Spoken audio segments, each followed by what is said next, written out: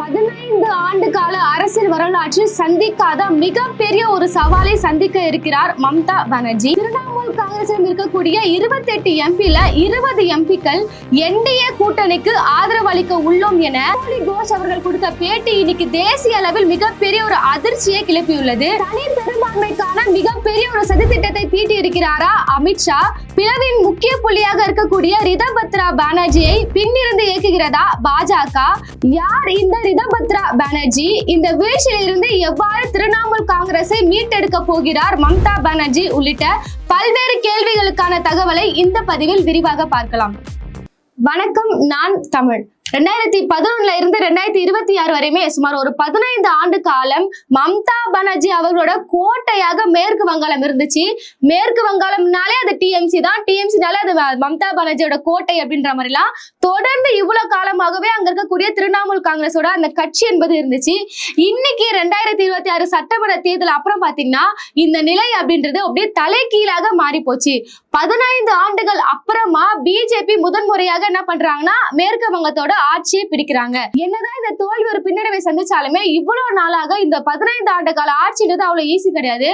மக்களுக்கு அங்க திரிணாமுல் காங்கிரஸோட ஆட்சியில பல்வேறு குறைகள் விமர்சனங்கள் இருந்தாலுமே தொடர்ந்து அனைவருமே பாத்தீங்கன்னா அனைத்து வாய்ப்புகளும் திரிணாமுல் காங்கிரஸ் கொடுத்தாங்க. ஆனா இந்த வாட்டி மக்களோட எதிர்பார்ப்பு எல்லாமே ஏமாற்றமாக மாறியதால தொடர்ந்து அங்க ஊழல் குற்றச்சாட்டுகள், பெண்களுக்கு பாதுகாப்பு இல்லாத இந்த சூழ்நிலை, இது எல்லாமே பிஜேபியை தேர்ந்தெடுக்க வேண்டிய ஒரு கட்டாயத்துக்கு போச்சு. சோ மக்கள் மட்டும்தான் இந்த அதிருப்தியில இல்ல, அங்க இருக்கக்கூடிய தலைவர்களும் எம்எல்ஏக்களும் எல்லாருமே ஒரு அதிருப்தியில இருந்தது காரணமாக இன்னைக்கு திரிணாமுல் காங்கிரஸ் கட்சி என்பது இரண்டாக பிரியுது. ஒரு தலைமையிலான ஒரு கட்சியாக தனியாக போகக்கூடிய ஒரு சூழ்நிலை என்பது இன்னைக்கு திரிணாமுல் காங்கிரஸுக்கு மிகப்பெரிய ஒரு சவாலாக இருக்கு. அதை நீட்சியாக பார்த்தோம்னா இன்னைக்கு கோலி கோஷ் ஒரு பரபரப்பான ஒரு பிரஸ் மீட்டை கொடுக்குறாங்க. அதுல அவங்க கொடுக்கக்கூடிய தகவல் என்னன்னு பாத்தீங்கன்னா, திரிணாமுல் காங்கிரஸ் இருக்கக்கூடிய 28 எம்பில 20 எம்பிகள் என்ன பண்றாங்கன்னா என்டிஏ கூட்டணிக்கு ஆதரவு தெரிவிக்க போறாங்க அப்படின்னு சொல்லிட்டு ஒரு அதிர்ச்சி ஊட்டக்கூடிய ஒரு பேடியை மம்தா அவர்களுக்கு இருக்கிறாங்க. இதன் மூலமாக இரண்டு விஷயங்கள் நடக்கலாம். ஒண்ணு, பிஜேபிக்கு மேலும் ஒரு பலம் கூடும். அடுத்ததா மம்தா பானர்ஜி அவர்களுக்கு இது ஒரு மிகப்பெரிய ஒரு பலவீனமாக அமையும். பிஜேபியை பொறுத்தவரையுமே நாடாளுமன்றத்துல அவங்களுக்கு ஒரு பெரும்பான்மை இருந்தாலுமே அது தனி பெரும்பான்மை என்பது ஒரு 140 இடங்கள்ல இருந்து அதை ஒரு 160 இடம் வரையுமே கொண்டு போறதுக்கான வேலைகளை, ஒரு சதி திட்டங்களை அமித்ஷா அவர்கள் தீட்டி இருக்கிறாரு. சோ பிஜேபியை பொறுத்தவரையுமே இது ஒன்றும் புதுசு கிடையாது.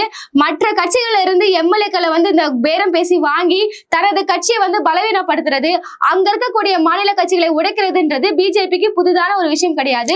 சோ அவங்களுக்கு வந்து இது ஒரு லாபகரமான ஒரு விஷயம். அவங்க போட்ட அந்த பிளான்ன்றது கரெக்டா நடந்துட்டு இருக்கு. சோ இங்க திரிணாமுல் காங்கிரஸ்ல இருந்து, திரிணாமுல் காங்கிரஸ் என்பது என்ன மாதிரியான ஒரு கட்சி, பிஜேபி எதிர்ப்பட்டதை ரொம்ப வலுவாக வச்ச ஒரு கட்சி. சோ இங்க இருந்து என்டிஏ கூட்டணிக்கு அவங்க ஆதரவு தெரிவிக்கிறாங்கன்றது எல்லாமே ஒரு அதிர்ச்சியான ஒரு விஷயமாக இருக்கு. சோ பிஜேபிக்கு இது மிகப்பெரிய ஒரு ஆதரவு. வருங்காலத்துல அவங்க நாடாளுமன்றத்துல ஏதாவது ஒரு மசோதா கொண்டு வந்தாங்கன்னா அதை நிறைவேற்றக்கூடிய வேலைகளை அவங்க ஒரு தனி பெரும்பான்மையில இருப்பாங்க. அதனால அவங்களுக்கு ஆதரவு கொடுக்கும் விதமாக இங்க என்டிஏ கூட்டணிக்கு திரிணாமுல் காங்கிரஸ்ல இருந்து 20 எம்பிக்கள் உள்ள போறாங்க. மிகப்பெரிய ஒரு பலவீனத்தை மம்தா அவர்கள் சந்திக்க போறாங்க. திரிணாமுல் காங்கிரஸ் என்பது தேசிய அளவுல மிகப்பெரிய ஒரு வீழ்ச்சியை சந்திச்சு இருக்கு. சோ இந்த நிலை கட்டாயம் வரக்கூடும்னு சொல்லி கட்சியோட மூத்த தலைவர் சுகந்த் சேகர் வந்து ஒரு வாரத்துக்கு முன்னாடியே எச்சரிக்கை விடுத்திருந்தாரு. சுகந்த் சேகரை பொறுத்தவரையுமே கட்சியோட அடிப்படை உறுப்பினர்ல இருந்து மொத்தமாகவே அவர் பதவி ராஜினாமா செஞ்சுட்டாரு. அவர் என்ன ஒரு வார்த்தை சொல்லியிருந்தாருன்னா, இன்னைக்கு எப்படி சட்டமன்ற தேர்தலில் வந்து சட்டமன்ற அளவில் பாத்தீங்கன்னா ஒட்டுமொத்தமாக திரிணாமுல் காங்கிரஸ் எப்படி ஒரு பிளவை சந்திக்குதோ அதே மாதிரியான நிலையை நாடாளுமன்ற அளவிலும் அவங்க சந்திப்பாங்கன்னு சொல்லி ஒரு எச்சரிக்கையாக அவர் சொல்லியிருந்தாரு. இன்னைக்கு அது நிறைவேற்றப்பட்டிருக்கு, அது வந்து உண்மையாகப்பட்டிருக்கு. இங்க இருக்கக்கூடிய எம்பிக்கள் எல்லாருமே வந்து என்டிஏ வசம் போறாங்க. சரி, இப்படி எம்பிக்கள் எல்லாருமே என்டிஏ வசம் போக மறுபுறம் பார்த்தோம்னா இருக்கக்கூடிய எம்எல்ஏக்கள் எல்லாருமே தனி அணியாக பிரிகிறாங்க. இப்போ ஒட்டுமொத்தமாக திரிணாமுல் காங்கிரஸ்ல இருக்கக்கூடிய இந்த 80 எம்எல்ஏல 59 எம்எல்ஏக்கள் தனி அணியாக போறாங்க. அதுக்கு யார் தலைமைன்னு பார்த்தோம்னா ரிதபத்ரா பானர்ஜி. இவரை பொறுத்தவரையுமே 2016 கம்யூனிஸ்ட்ல இருக்கிறாரு, 2017 கம்யூனிஸ்ட் வந்து விலகுறாரு, 2020 திரிணாமுல் காங்கிரஸை இணைத்துக் கொள்றாரு. அதுக்கப்புறம் தொழிலாளர் நல அமைப்புல தலைவராக இருந்து அவர் இன்னைக்கு ஒரு எம்எல்ஏ வரையும் இருக்காரு. இப்ப என்ன ஆயிடுச்சுன்னா இந்த 2026 சட்டமன்ற தேர்தலுக்கு அப்புறமா மிகப்பெரிய ஒரு தோல்வியை வந்து மம்தா பானர்ஜி அவர்கள் சந்திக்கிறாங்க. தனது சொந்த தொகுதியிலே தோத்து போறாங்க. அதனால இப்ப மம்தா அவர்களை எதிர்த்து நம்மளால போட்டி போட முடியாது, கேள்வி கேட்க முடியாதுன்னு சொல்லி எல்லாம் அமைதியா இருந்தாங்க. இன்னைக்கு இந்த அளவுக்கு வீழ்ச்சியை சந்திச்சிட்டாங்களே, தனது சொந்த தொகுதியிலே ஜெயிக்க முடியலன்னு சொல்லி இன்னைக்கு எம்எல்ஏக்கள் எல்லாருமே தனியா பிரிய ஆரம்பிச்சிருக்காங்க. அந்த அதிருப்திக்கு முக்கியமான ஒரு காரணம் என்னன்னு பாத்தோம்னா, மம்தா பானர்ஜி அவர்கள் எடுத்த ஒரு தவறான அரசியல் வியூகம். சோ இந்த தேர்தலுக்கு அப்புறமா கட்சி நம்ம கையை மீறி போதும் சொல்லி அவங்க பயந்து என்ன பண்ணிட்டாங்கன்னா, தனது மருமகனை வந்து ஒரு முக்கிய பொறுப்புக்கு கொண்டு வரணும், அபிஷேக் பானர்ஜிக்கு அவங்க முக்கியத்துவம் கொடுத்தாங்க. அதனால கட்சியில இருக்கக்கூடிய மூத்த தலைவர்கள் எல்லாருமே ஒரு கோபத்துல இருந்தாங்க. எதிர்கட்சி தலைவராக அபிஷேக் பானர்ஜியை கொண்டு போற அளவுக்கு மம்தா அவர்கள் செயல்பட்டு வந்தாங்க.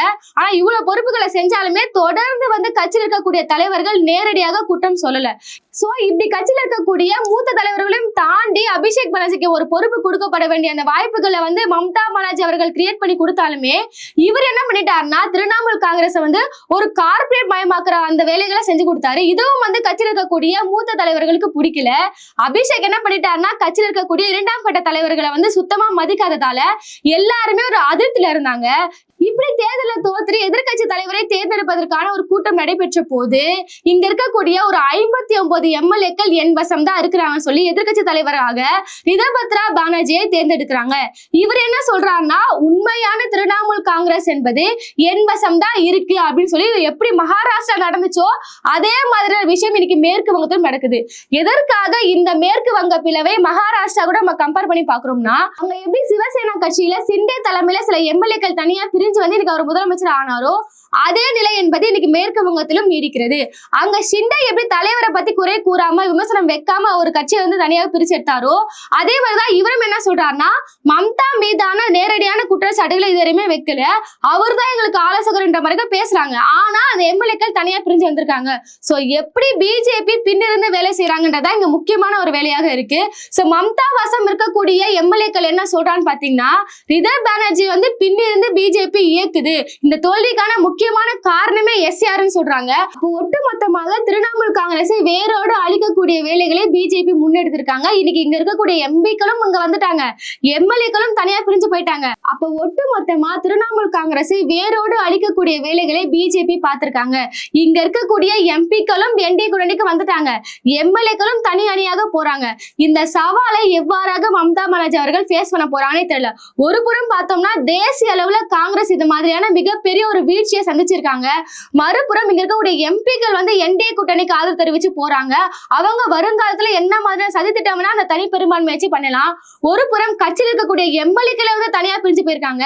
இவ்வளவு பெரிய சவால்களை எப்படி மீட்டெடுக்க போகிறார்? இவருக்கு செஞ்ச தவறு என்பது எங்க இருக்குன்னா, மருமகனுக்கு வந்து அதிக முக்கியத்துவம் கொடுத்தது. ஏன்னா கட்சியில அவ்வளவு மூத்த தலைவர்கள் இருக்கிறாங்க, அவங்க எல்லாருமே கட்சிக்காக உழைச்சிருக்காங்க. சோ எந்த ஒரு ஆலோசனையுமே இல்லாம போலியான கையெழுத்துக்கள் எல்லாம் போட்டு அவர் ஒரு எதிர்கட்சி தலைவரை தேர்ந்தெடுக்கக்கூடிய வேலைகளை பார்த்தாரு. அதை வந்து ஒரு முதன்மையான ஒரு குற்றச்சாட்டாக வைக்கிறாங்க. இவங்களோட ஆட்சியில பாத்தீங்கன்னா நிறைய மம்தா அவர்களோட ஆட்சியில தொடர்ந்து பிஜேபி எதிர்ப்பை வந்து முன்னெடுத்து வச்சாங்க, நிறைய கம்பீரமான விஷயம்லாம் செஞ்சாங்க. ஆனா அந்த மக்களுக்கு செய்ய தவறே சில விஷயங்கள்லாம் இருக்கு. அங்க உள்கட்டமைப்பு வசதிகளை வந்து அவங்க ஏற்படுத்தி தரல, மக்களுக்கான ஒரு அரசியலை வந்து செய்ய கொஞ்சம் தவறி இருக்கிறாங்க. அதனால அந்த அதிருப்தி காரணமாக தான் மக்கள் எல்லாருமே வந்து இன்னைக்கு பிஜேபியை தேர்ந்தெடுக்கக்கூடிய ஒரு வேலையை செஞ்சிருக்காங்க. ஆனா இருந்தாலுமே அந்த தோல்வி என்பது பாஜகவிற்கும் திரிணாமுல் காங்கிரஸ் இருக்கக்கூடிய அந்த தோல்வி சதவீதம் என்பது ரொம்ப கம்மியா தான் இருக்கு, ஒரு 3% தான் இருக்கு. இதுவே வந்து காங்கிரஸ் வந்து இன்னைக்கு திரிணாமுல் காங்கிரஸோட கூட்டணி வச்சு அவங்க தேர்தலை சந்திச்சு இருந்தாங்கன்னா இன்னைக்கு திரிணாமுல் காங்கிரஸ் இந்த தோல்வியை சந்திச்சே இருக்காது, இன்னைக்கு பிஜேபி மேற்கு வங்கத்தை கைப்பற்றி இருக்காது. ஆனா காங்கிரஸ் என்ன பண்ணிட்டாங்கன்னா, தேசிய அளவுல இந்தியா கூட்டணியில இருந்து மேற்கு வங்கத்துல ஒரு தேர்தல் வரும்போது அவங்க கூட கூட்டணி வைக்காம நாங்க தன்னிச்சே போட்டிடுறோம்னு சொல்லி அங்க திரிணாமுல் காங்கிரஸுக்கு கிடைக்க வேண்டிய அந்த ஓட்டுகளையும் பிரிச்சு அங்க இருக்கக்கூடிய காங்கிரஸ் ஒரு சைடு, கம்யூனிஸ்ட் ஒரு சைடு, திரிணாமுல் காங்கிரஸ் ஒரு சைடு சொல்லிட்டு இவங்க போட்டிட்டதால பாஜகவால ஈஸியா மேற்கு வங்கத்துல வர முடிஞ்சது. இந்த இவ்வளவு விஷயம் நடக்குதுல, இது ஒட்டுமொத்தமா பாத்தீங்கன்னா நம்மளால தமிழகத்து கூட கம்பேர் பண்ணி பார்க்க முடியும். இங்க எப்படி இந்த 2026 சட்டமன்ற தேர்தலுக்கு அப்புறமா இன்னைக்கு அதிமுக மிகப்பெரிய ஒரு தோல்வியை சந்திச்சாங்களோ, அதிமுகக்குள்ள இவ்வளவு பிளவுகள் போதுல தோல்வி அப்புறமா பாத்தீங்கன்னா இன்னைக்கு எடப்பாடி அவர்கள் தலைமையில ஒரு அணி, அப்புறம் சி வி சண்முகம் சொல்லிட்டு தனியாக ஒரு அணி பிரிஞ்சு போனாங்களே, அதே மாதிரியான ஒரு சூழ்நிலை தான் இன்னைக்கு மேற்கு வங்கத்திலும் இருக்கு. அப்ப பிஜேபி என்பது யாரெல்லாம் வந்து இந்த சனாதனத்தை எதிர்க்கிறாங்களோ, யாரெல்லாம் பிஜேபியோட மதவாத கோட்பாடுகளை எதிர்க்கிறாங்களோ ஒட்டுமொத்தமாக அவங்க மாநிலங்களையும் போய் உடைக்கிறது, தேசிய அளவுல உடைக்கிறது, அதையும் தாண்டி தேசிய அளவிலான ஒரு கூட்டணியை உருவாக்குனா அதையும் முடக்கக்கூடிய வேலைகளை எல்லாமே வந்து பிஜேபி பார்த்திருக்காங்க. அதுக்கு உடந்தையாக நீங்க ஏன் அவ்வளவு கஷ்டப்பட்டு பண்றீங்க, நாங்களே உருவாக்கி தரோம்னு சொல்லிட்டு காங்கிரஸ் வாண்டடா போயிட்டு இந்த மாதிரியான வேலைகளை தொடர்ந்து துரோகத்தை செஞ்சுட்டே வராங்க. சோ இவ்வளவு நாளாவே ஒரு சிங்க பெண்ணாக கருதப்பட்ட மம்தா பானர்ஜி அவர்கள் இன்னைக்கு மிகப்பெரிய ஒரு வீழ்ச்சியை சந்திச்சிருக்காங்க. தனது சொந்த தொகுதியில கூட ஜெயிக்க முடியல. இன்னைக்கு அவங்க ஒரு எம்எல்ஏவா கூட இல்ல. அதனால அந்த கட்சி என்பது மிக பலவீனமான ஒரு போக்கு சந்திச்சிட்டு இருக்கு. இருக்கக்கூடிய எம்எல்ஏக்களும் ஒரு புறம் போயிட்டாங்க, எம்பிகள் ஒரு சைடு போயிட்டாங்க. அப்போ ஒட்டுமொத்தமா எப்படி கட்சியை காப்பாற்ற போறாங்கன்னே தெரியல. அதனால ஈஸியா பாத்தீங்கன்னா பிஜேபி இந்தியா முழுவதும் கொஞ்சம் கொஞ்சமாக ஊடுருவி கொண்டே வருகிறார்கள். பொறுத்திருந்து பார்ப்போம் இந்த வீழ்ச்சியிலிருந்து எவ்வாறு திரிணாமுல் காங்கிரஸை மீட்டெடுக்க போகிறார் மம்தா பானர்ஜி, என்ன மாதிரி நடவடிக்கைகள் எடுக்க போறான்னு சொல்லி நம்ம பொறுத்திருந்து பார்ப்போம். நன்றி.